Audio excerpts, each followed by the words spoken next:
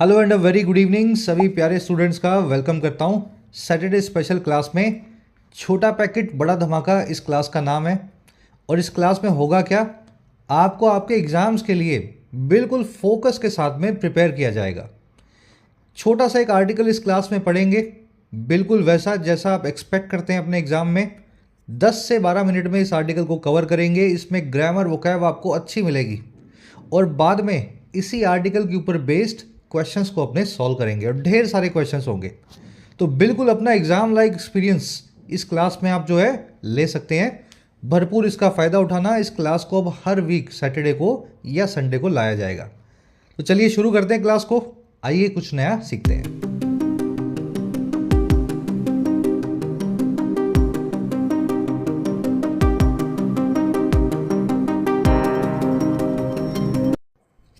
Alright, change is constitutional. Change का मतलब आप समझते हैं, बदलाव। कॉन्स्टिट्यूशनल यानी जो कॉन्स्टिट्यूशन से जुड़ा हो, संविधान से जुड़ा हो। हिंदी में इसको बोल देंगे संवैधानिक। तो बदलाव जो है वो भी संवैधानिक ही है। संविधान ही बोलता है कि बदलाव लाने की ज़रूरत हो तो ले आओ। चलिए, टाइटल पैराग्राफ इसमें कुछ है नहीं, सीधे आर्टिकल को पढ़ना शुरू करेंगे। बहुत छोटा आर्टिकल है, 10-12 मिनट में पूरा हो जाना चाहिए। बिल्कुल वैसे पढ़ने की कोशिश करना जैसे आप खुद पढ़ रहे हो एग्जाम में, है ना। चलिए, कह रहे जी, a democratic constitution such as ours overly protects the right to life, property and religion. कह रहे एक डेमोक्रेटिक कॉन्स्टिट्यूशन जो होता है, ऐसा कॉन्स्टिट्यूशन, ऐसा संविधान जो डेमोक्रेसी से जुड़ा हो, जो लोकशाही को बनाता हो।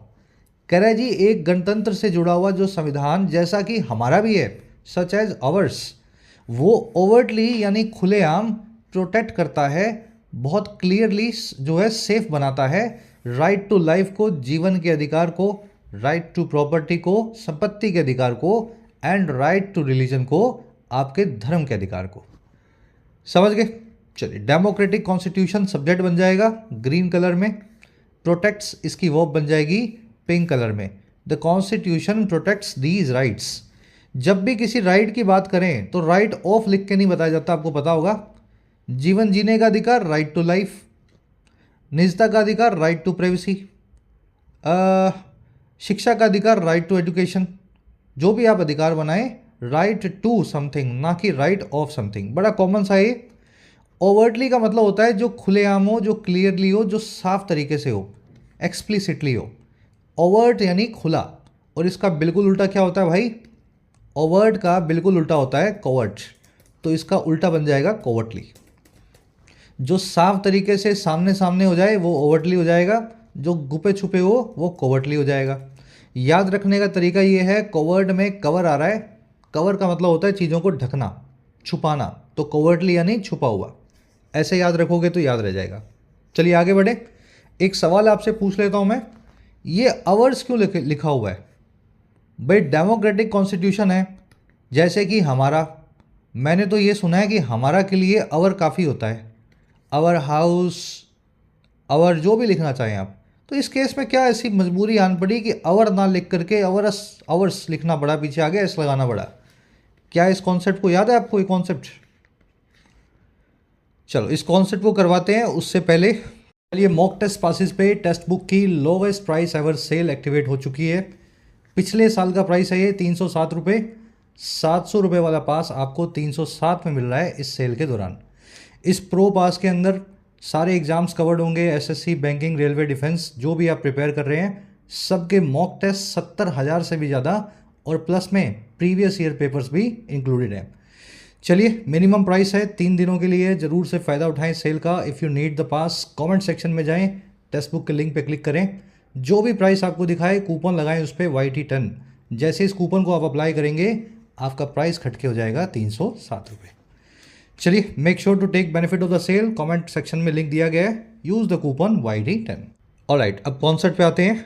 अ big thank you to textbook.com to sponsor this channel for a long time, ताकि इस कंटेंट को हम इसी तरीके से लाते रह सकें। देखिए, कॉन्सेप्ट ये कहता है, पजेसिव एडजेक्टिव और पजेसिव प्रोनाउन अंग्रेजी में दो अलग अलग चीज़ें हैं। दोनों का मीनिंग सेम होता है लेकिन यूज़ अलग होता है।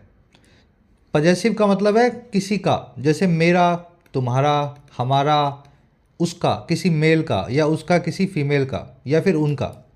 तो मेरा के लिए माई यूज़ करते हैं, हमारा के लिए क्या यूज़ कर देते हैं, आवर, तुम्हारा के लिए योर, उसका के लिए हिज या हर, डिपेंडिंग ऑन लड़का या लड़की है, और उनका के लिए हम यूज़ कर देते हैं देयर। तो ये पजेसिव एडजेक्टिव जो हम यूज़ करते हैं ना, माई, आवर, देयर, ये एडजेक्टिव हैं और अपने बाद हमेशा एक नाउन ज़रूर लेंगे। लेकिन अगर कोई नाउन ना रखा हो, ये हमारा है, ये हमारा है, अब क्या है हमारा, ये हमारा है, हमारा क्या क्या आपने कुछ लिखा ही नहीं, हमारा घर है, हमारी कार है। तो जब भी ऐसा मामला आ जाए उस केस में इनकी फॉर्म बदल जाती है, प्रोनाउन फॉर्म में चेंज हो जाते हैं। उस केस में आवर का बन जाता है आवर्स, माई का बन जाता है माइन, योर का योर्स, हिज का हिज ही रहेगा, हर का हर्स, देयर का देयर्स। इतना समझ में आ गया तो ये कॉन्सेप्ट हमेशा के लिए आपने पकड़ लिया। अब याद क्या रखना है, इनकी फॉर्म्स को, जो भी पजेसिव एडजेक्टिव हो उसके आगे एस लगा दो, प्रोनाउन बन जाएगा, बिना नाउन के वो आने लगेगा। याद क्या रखना है, माई का माइन बनता है, माइज मत बनाना, माई का थोड़ा सा अलग है। भाई योर का तो योर्स बना दिया आपने, और का आवर्स बना दिया, माई का माइन बनेगा। और हर जो है, सॉरी हिज जो है, इसमें ऑलरेडी एस आ रहा है तो इसमें फिर से एक और एस लगाने की ज़रूरत नहीं है। हिज का एडजेक्टिव भी हिज, प्रोनाउन भी हिज, एक बार एस लगेगा। चलिए अब क्वेश्चंस देखते हैं। दिस इज़ माई हाउस या माइन हाउस, ये घर मेरा घर है या ये मेरा घर है। देखो आपके पास हाउस नाम का नाउन रखा हुआ है, नाउन के पहले एक एडजेक्टिव आपको चाहिए और मीनिंग चाहिए मेरा वाला। तो जब मुझे मेरा वाला मीनिंग चाहिए हो और एक एडजेक्टिव चाहिए हो, प्रोनाउन नहीं एडजेक्टिव, तो उस केस में मैं यूज़ करूँगा माई का। तो दिस इज़ माई हाउस। अब दूसरा सेंटेंस देखो, मीनिंग वही है, दिस हाउस इज़ माई या माइन, ये घर मेरा है। अब मेरा वाला मीनिंग तो चाहिए लेकिन आगे कोई नाउन नहीं रखा, आगे तो अपने फुल स्टॉप लगा के सेंटेंस ही ख़त्म कर दिया। तो अब मेरा वाला मीनिंग चाहिए लेकिन प्रोनाउन की फॉर्म में, this house is mine. She is a friend of our या आर्स, वो एक फ्रेंड है, एक दोस्त है हमारी, किसकी, हमारी। अच्छा ठीक है हमारी है, लेकिन ये बताओ आवर या आवर्स के आगे कोई नाउन आ रहा है क्या, नहीं आ रहा, तो प्रोनाउन चाहिए। हमारी के लिए प्रोनाउन होता है आवर्स, आवर्स पजेसिव प्रोनाउन होता है आवर्स। तो she is a friend of ours. You should be concern for your या योर्स करियर, आपको कंसर्न होना चाहिए, चिंतित होना चाहिए अपने करियर के लिए। आपके करियर के लिए यानी आपके के लिए मुझे योर या योर्स लगाना है, लेकिन ध्यान रखें करियर नाम का नाउन रखा हुआ भाई, तो एडजेक्टिव योर का इस्तेमाल करना है। ऐसा मत लिखाना योर्स करियर, लिखना पड़ेगा आपको योर करियर। चलिए बहुत सिंपल कॉन्सेप्ट है, वैसे ही जिसको नहीं समझ में आया, जिसने ठीक से पढ़ा नहीं उसके लिए मुश्किल है, आपने लॉजिकली सीख लिया तो अब ये ज़िंदगी भर रहेगा याद, है ना। चलो लास्ट क्वेश्चन दे रहा हूँ आपको, दो एरर्स हैं इसमें। I kept mine promises and she kept her, मैंने मेरे वादों को पूरा किया और उसने उसके वादों को। ठीक है, I kept mine promises and she kept her. कोशिश करो कमेंट्स में डालो, सही गलत कमेंट्स में आपको बताएंगे, सबको कोशिश करना है। दो एरर्स हैं, दोनों को सही करके बढ़े आगे। आगे कह रहा है जी, कॉन्स्टिट्यूशन इन सभी चीज़ों को ओवरटली प्रोटेक्ट करता है। कह रहा है जी these are glorified as signal achievements of democracy. कह रहा है but in doing so it is forgotten that if these rights are abided by, the constitution also gives us the freedom to err। कह रहा है इन सभी चीज़ों को glorify किया जाता है, इनको ग्लोरी में दिखाया जाता है, बड़ी प्रशंसा की जाती है इनकी, कि ये सभी सिग्नल अचीवमेंट हैं या सूचक हैं डेमोक्रेसी के। भाई right to life, property, religion अगर मिल गया तो समझ लो लोकशाही या डेमोक्रेसी खड़ी हो गई। तो इन चीज़ों को ऐसे ग्लोरीफाई करते हैं। कह रहा है लेकिन ऐसा करने में, इन डूइंग सो, इस काम को करते हुए, इन डूइंग सो, ये भूल दिया जाता है, इट इज़ फॉरगॉटन दैट, वो ये कि अगर इन राइट्स को अबाइड बाय करें, अगर इन सभी राइट्स को बना करके रखें ठीक से, अबाइड बाय करना किसी चीज़ को ढंग से फॉलो करना, तो फिर हमारा कॉन्स्टिट्यूशन हमें ये फ्रीडम भी दे देता है कि हम एरर कर सकें या गलती कर सकें। ये जो वर्ड है एरर, इसका मतलब होता है to make an error, error यानी नाउन, एरर यानी एक वर्ब। तो कॉन्स्टिट्यूशन ये कहता है कि तुम अगर सब सही तरीके से चलाओ ना, किसी का हक नहीं मारो, सारे राइट्स बना के रखो, तो फिर गलती करने का अधिकार भी तुम्हें है। गलती करोगे तभी तो सीखोगे, तभी इम्प्रूव करोगे। और ये फ्रीडम टू अर्न और कुछ नहीं है, टू मेक मिस्टेक्स है, गलतियां करने की आज़ादी है। समझ गए?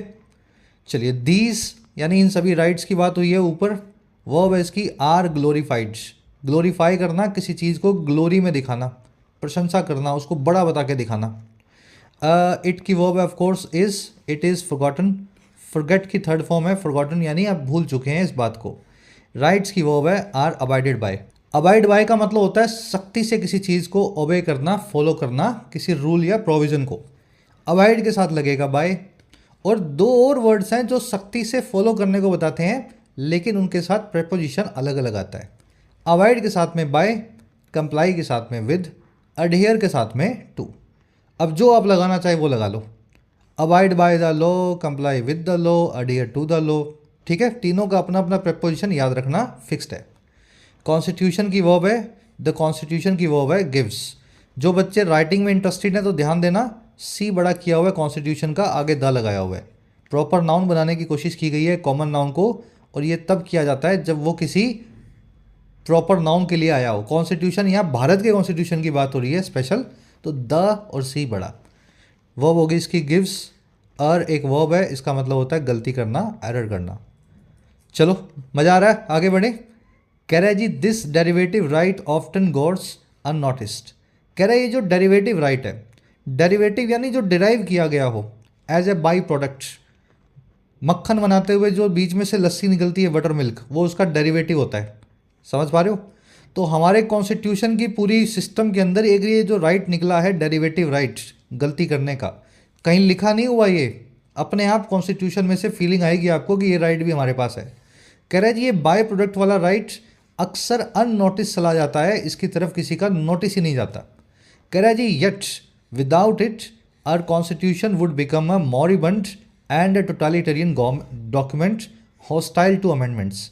कह रहा है फिर भी इसके बिना हमारा कॉन्स्टिट्यूशन बन जाएगा, वुड बिकम, एक ऐसा डॉक्यूमेंट जो या तो मॉरिबंड है, मॉरिबंड का मतलब होता है डेथ बेड पे, डाइंग स्टेज पे, और टोटलिटेरियन है यानी जो तानाशाही है जिसमें टोटलिटेरिज्म है, और जो हॉस्टाइल भी होगा या अनफ्रेंडली भी होगा अमेंडमेंट्स के लिए, सुधारों के लिए या बदलावों के लिए। तो राइट टू अर्न अगर नहीं हुआ तो हम तो तानाशाही में जी रहे हैं डेमोक्रेसी के नाम पे, और जो कॉन्स्टिट्यूशन है वो बहुत मोरिबंड है, रुका हुआ है, रुके हुए पानी जैसा, या एक ऐसे मरीज के जैसा जो डेथ बेड पे सोया हुआ है। समझ गए? चलो, थोड़े अच्छे लेवल के सेंटेंसेस हैं, लेकिन छोटा ये आर्टिकल है ना, सीखना पड़ेगा अपने को ऐसी चीज़ों को भी। राइट की वर्ब है goes, right goes unnoticed. Constitution की वर्ब है वुड बिकम। डेरिवेटिव मैंने आपको बता दिया, जो डिराइव्ड हो, दूध के साथ, मक्खन के साथ में आने वाला बटर मिल्क है ना, उसका बाय प्रोडक्ट। मॉरिबंड मैंने आपको बताया रुका हुआ पानी, स्टैग्नेंट चीज़, या फिर एक ऐसी चीज़ जो डाइंग स्टेज में है, मृत्यु शैया पे है, डेथ बेड पे है। टोटलिटेरियनिज्म आप समझते हैं, तानाशाही को बोलते हैं, एक ऐसी गवर्नमेंट जिसमें ऑटोक्रेसी हो, टोटलिटेरिज्म हो। सरकारों से बनने वाले ये 5 वन वर्ड्स आपको आने चाहिए, जो सबसे मुश्किल हैं, जो सबसे ज़्यादा याद रखे जाने वाले वन वर्ड्स हैं ज़रूरत के हिसाब से। स्ट्रेटोक्रेसी, ओलिगार्ची, अरिस्टोक्रेसी, थियोक्रेसी और पेंटाइसोक्रेसी। करवा देता हूँ मैं, सबको करवाई हुए ऑलरेडी, एक बार खुद से ट्राई देना कितने आपको याद है। स्ट्रेटोक्रेसी एक ऐसी गवर्नमेंट है जो कि मिलिट्री चला रही है, अ गवर्नमेंट रन बाय मिलिट्री। जैसे कि म्यांमार की है ना, हुंता, वहाँ जो हुंता है, जुंता उसको बोलते हैं अपने, वो स्ट्रेटोक्रेसी है। कुछ हद तक पाकिस्तान की मुशर्रफ के टाइम और अभी जो है, समझ गए? तो स्ट्रेटोक्रेसी है सारी। ओलिगार्की होती है एक ऐसी गवर्नमेंट जिसको कुछ लोग मिल करके चलाते हैं, कुछ पावरफुल लोग। अ government run bye a few powerful people. ठीक है, आगे पीपल लिख दिया मैंने। चलो, एग्जाम्पल है इसका रशिया में आपको मिलेगी ओलिगार्की, पुतिन और उसके दोस्त मिलकर के पूरा रशिया चलाते हैं। फिर है जी aristocracy, a government run by aristocrats यानी अरिस्टोक्रेट्स। ओलिगार्की की तरह ही होता है ये, इसमें जो सबसे खानदानी लोग होते हैं, रजवाड़े, राजा महाराजा और पैसे वाले लोग है ना, बड़े उद्योगपति, इस तरह के जब मिल जाते हैं लोग, अरिस्टोक्रेट्स कहलाते हैं ये, और ये जब सरकार चलाएं अरिस्टोक्रेसी बन जाती है। थियोक्रेसी होती है जी गवर्नमेंट रन बाय थियो यानी रिलीजन, अ गवर्नमेंट रन बाय रिलीजन या रिलीजियस बुक, ठीक है, अ रिलीजियस बुक। तो जैसे आपको ईरान में मिलेगी, Pakistan is a theocracy Islamic, फिर आपको कुछ हद तक यूके जो है एक थियोक्रेसी है, जो है क्रिश्चियन बुक्स के हिसाब से, होली बुक के हिसाब से यूके को ऑन पेपर चलाया जाता है एटलीस्ट, वैसे तो वो डेमोक्रेसी है लेकिन थियोक्रेसी के हिसाब से चलता है। चलिए लास्ट में है पेंटेसोक्रेसी। देखिए पैन मतलब सभी, आइसो मतलब बराबर, क्रेसी यानी सरकार। अ गवर्नमेंट विथ इक्वल, यार स्पेलिंग को क्या हो रहा, with equal participation of anyone, ठीक है, इसमें हर वोटर उसका एक बराबर अधिकार है। वैसे तो डेमोक्रेसी भी पेंटाइसोक्रेसी है, लेकिन पेंटाइसोक्रेसी डेमोक्रेसी का डिफाइंड फॉर्म है, सबके बराबर अधिकार। चलिए 4-5 वर्ड्स हो गए, आगे बढ़ते हैं, नेक्स्ट पैराग्राफ पे आ जाओ। कह रहा है जी neither the one nation one election proposal nor the economic sub division of schedule caste and tribes can happen without a constitutional rethink. कह रहा है नीदर यानी ना तो, नीदर नोर आए तो मतलब ना तो ये और ना ही ये। कह रहा है जी ना तो जो वन नेशन वन इलेक्शन का प्रपोजल है, और ना ही जो इकोनॉमिक सब डिवीज़न है, आर्थिक तौर पे खाइयों में बांट देने का काम है, डिवाइड कर देने का काम है, शेड्यूल कास्ट और ट्राइब्स का। कह रहे ये हो सकता है बिना एक कॉन्स्टिट्यूशनल रीथिंक के कॉन्स्टिट्यूशन में फिर से विचार किए। तो आपको ये जो वन नेशन वन इलेक्शन करना है, इसके लिए एक संविधान में बदलाव करने होंगे, और इकोनॉमिक सब डिवीज़न भी किया जा रहा है, शेड्यूल कास्ट और ट्राइब्स का एक नया कानून आप देखेंगे प्रोबेबली। ये दोनों चीज़ों के लिए कॉन्स्टिट्यूशन में रीथिंक या पुनर्विचार या अमेंडमेंट आपको करना ही पड़ेगा। समझ गए? चलिए नीदर नॉर से दोनों चीज़ें जुड़ी हुई हैं, नीदर के बाद में भी एक नाउन है, नॉर के बाद में भी एक नाउन है, ना तो ये और ना ही नॉर ना ही ये, और कुछ इसमें देखने वाला है नहीं। इन दोनों नाउन्स की वर्ब है can happen, neither this nor that can happen. कह रहा है जी yet from the tenor of debates in parliaments these days it would seem as if every letter of the constitution is unchangeable and sacrosanct।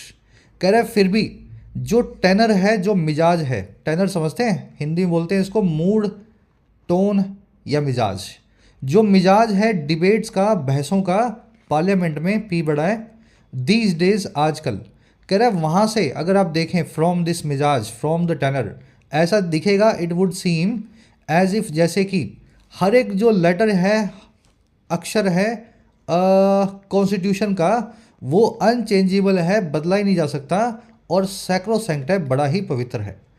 तो आजकल बहसें तो constitution पे ऐसे होती हैं जैसे कॉन्स्टिट्यूशन तो कोई किताब है, होली किताब, जिसका एक भी अक्षर नहीं बदला जाएगा हजारों सालों तक, है ना। चलिए सब्जेक्ट वर्ब देख लेते हैं। टेनर आपने देख लिया, मिजाज, from the tenor it would seem, it subject हो गया, वुड सीम इसकी वर्ब होगी। एज इफ का मतलब होता है जैसे कि, जैसे कि लेटर ऑफ द कॉन्स्टिट्यूशन, इसकी वर्ब है इज, लेटर यानी अक्षर, ठीक है। सैक्रोसैंक्ट आप समझते हैं, बहुत पवित्र हो, होली हो, इनवायलेबल हो, ठीक है ना, उसको बोलते हैं सैक्रोसैंक्ट। अच्छे से करवाया हुआ ये वर्ड, सैकड़ों संत जहाँ मिल गए वो जगह अपने आप ही पवित्र हो गई, तो सैक्रोसैंक्ट यानी पवित्र। कह रहे जी often Rahul Gandhi is seen hosting a copy of the constitution.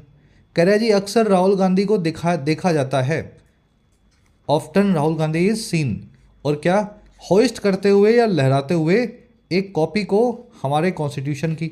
और कैसे लहराते हैं भाई ये, इन अ मैनर, ऐसे एक तरीके में, in a manner reminiscent of Moses cradling the 10 commandments. जो रेमिनिसेंट है, जो याद दिलाने वाला है, जैसे कि मोजेस क्रेडल किया करते थे, अपने हाथ में लेकर के झुलाया करते थे 10 कमांडमेंट्स को, इस किताब को। तो ये क्रिश्चियनिटी में है, मोजेस ने 10 कमांडमेंट्स दिए थे, बाद में वही बाइबल वगैरह बन गया। 10 इसमें सिद्धांत थे, है ना, किसी का बुरा मत करो, चोरी मत करो। तो इन्होंने खूब तपस्या की पहाड़ों पे जाकर के, और लास्ट में इनको ज्ञान मिला। तो वो 10 कमांडमेंट्स की किताब जो है मोजेस अपने हाथ में क्रेडल किया करते थे। क्रेडल करना यानी हाथ में झूला बना करके किसी चीज़ को लेना, जैसे छोटे बच्चे को नहीं लेते अपने झूला बना के। तो जैसे मोसेस आज से 2000 5000 3000 साल पहले करते थे, 2500 साल पहले, वैसे ही लगता है राहुल गांधी भी आजकल कॉन्स्टिट्यूशन हाथ में लेके घूमते हैं, उसको झूला बना करके होस्ट करते हैं कॉन्स्टिट्यूशन की कॉपी को, जो कि नहीं करना चाहिए। संविधान में बदलाव जरूरी है। चलिए, छोटा सा आर्टिकल, राहुल गांधी की वो बाय सीन। होस्ट करना, किसी चीज़ को लहराना। इस वर्ड को होस्ट नाम के वर्ड से, वर्ब से कंफ्यूज नहीं करना है। होस्ट का मतलब होता है ऑर्गेनाइज करना।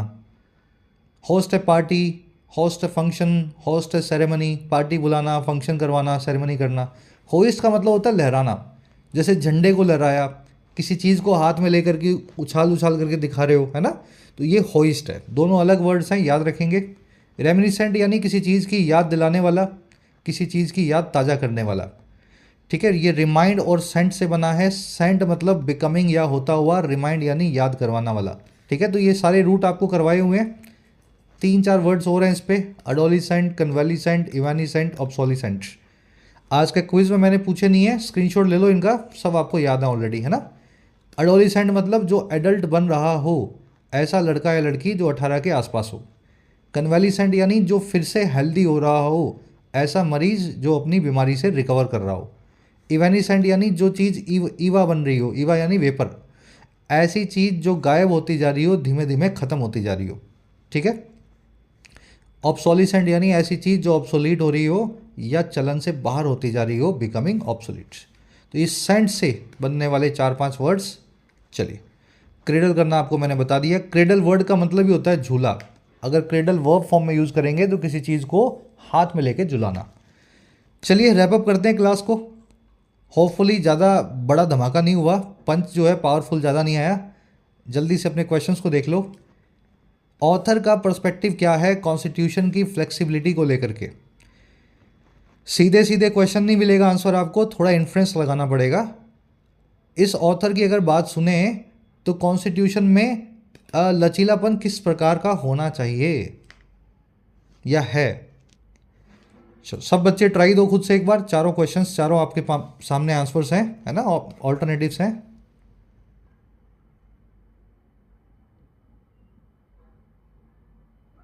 देखो जी, ऑथर ये जो राहुल गांधी का एग्जांपल दे रहा है, पार्लियामेंट्री डिबेट का एग्जांपल दे रहा है, ऑथर ये कह रहा है कि ये जो है ना रिजिड होता जा रहा है करंट पॉलिटिकल एटीट्यूड की वजह से। ये ऑथर का पर्सपेक्टिव है। इसको बहुत फ्लेक्सिबल होना चाहिए, चेंज इसमें आना चाहिए जब ज़रूरी हो। लेकिन आजकल डिबेट्स इस तरह की होती हैं पार्लियामेंट में कि कॉन्स्टिट्यूशन को तो यूँ बताया जाता है जैसे कोई एक गीता, महाभारत, कुरान है, एक बार लिखी गई, अब इसको ऐसे ही फॉलो करते रहेंगे। तो पॉलिटिकल एटीट्यूड जो है बड़े रिजिड हैं और उसी हिसाब से कॉन्स्टिट्यूशन भी रिजिड होता जा रहा है। आउटडेटेड बिल्कुल नहीं है ये, हम ऐसा नहीं बोलेंगे। एक्सेसिवली फ्लेक्सिबल बिल्कुल नहीं है, ये तो गलत बात है। बैलेंस्ड है लेकिन मिसअंडरस्टूड है बाय पॉलिटिशियन, ये भी आंसर हो सकता था, लेकिन बेटर आंसर यहाँ निकलेगा सी। बढ़े आगे, चलो। इनमें से कौन सी चीज़ सबसे अच्छे से कैप्चर करती है ऑथर की टोन को वन नेशन वन इलेक्शन के प्रपोजल को लेकर के। कैसी टोन है ऑथर की इस इलेक्शन के प्रपोजल के लिए।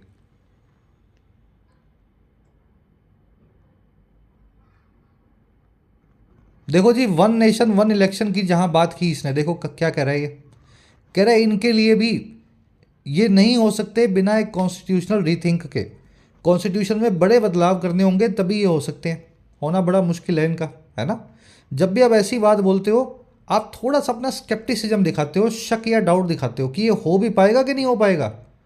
भाई आपने तो कॉन्स्टिट्यूशन को बहुत सैक्रोसेंट मान लिया है ना, संविधान में बदलाव नहीं ला सकते, बड़ा संविधान है। लेकिन अगर इन प्रपोजल्स को लाना है, उसके लिए बदलाव बहुत बड़े बड़े करने होंगे। ऑथर को लगता है कि ये बदलाव करने बहुत मुश्किल होंगे। स्केप्टिकल ऑफ इट्स फिजिबिलिटी, इसकी फिजिबिलिटी को लेकर के थोड़ा सा इसको डाउट है, ठीक है। डिसमिसिव बिल्कुल नहीं है, क्रिटिकल बिल्कुल नहीं कर रहा, न्यूट्रल भी नहीं है, सपोर्टिव तो बिल्कुल था ही नहीं, सपोर्ट इसने कहीं नहीं दिखाया इस जो है प्रपोजल के लिए। चलो, थोड़े इनडायरेक्ट क्वेश्चंस हैं। थर्ड देख लो भाई, ऑथर का जो रेफरेंस है राहुल गांधी के होल्ड करने को लेकर के कॉन्स्टिट्यूशन, और जो इसको ऑथर पैरेलल कर रहा है, बराबर कर रहा है मोजेस के 10 कमांडमेंट से, तो क्यों करना चाह रहा है ऑथर इस तरीके से? क्या मैसेज ऑथर ने दिया इस बात को कह के कि राहुल गांधी जीसस और मोजिस की तरह बाइबल को और 10 कमांडमेंट्स को लेके हाथ में घूमते थे, जैसे वैसे ही कॉन्स्टिट्यूशन को लेके घूमते हैं?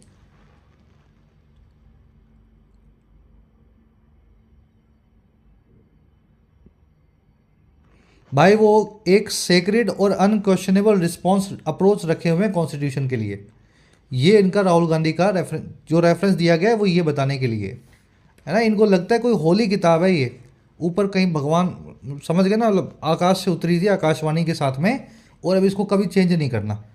तो अनक्वेश्चनेबल अप्रोच रखी हुई है, सेक्रेड अप्रोच रखी हुई है गांधी जी ने फॉर द कॉन्स्टिट्यूशन, और यही चीज़ को सजेस्ट कर रहा है आर्टिकल में दोनों को कंपेयर करके। ठीक है, इंस्पायरिंग लीडरशिप स्टाइल कहीं नहीं आई ये बात। Symbolic gesture of political defines, defines का मतलब होता है अवहेलना, अवज्ञा।